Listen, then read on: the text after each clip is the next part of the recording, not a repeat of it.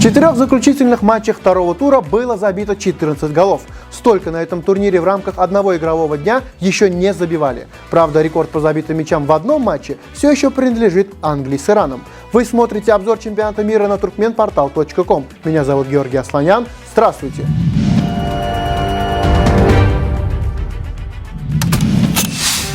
На чемпионате мира в Катаре завершился второй тур группового этапа. Он получился богат на сенсации, голы и, самое главное, сохранил интригу перед третьим туром.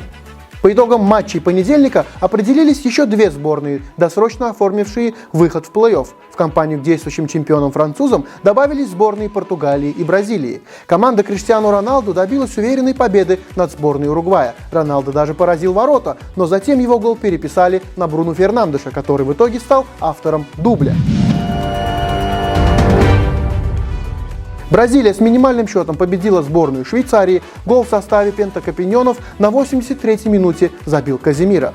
Настоящей голевой перестрелкой завершился матч между сборными Сербии и Камеруна. На двоих они оформили 6 голов, но победителя не выявили. В составе африканской команды не принимал участие голкипер миланского Интера Андре Онана. Он покинул расположение сборной из-за конфликта с главным тренером.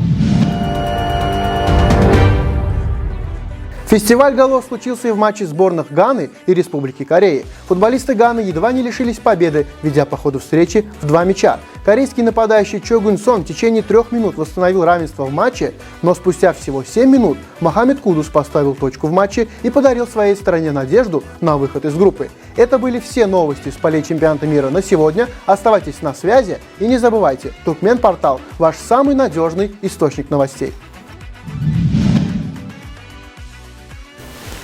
Не, вот как-то вот так сделать, чтобы на кубок поставить. Да. Да.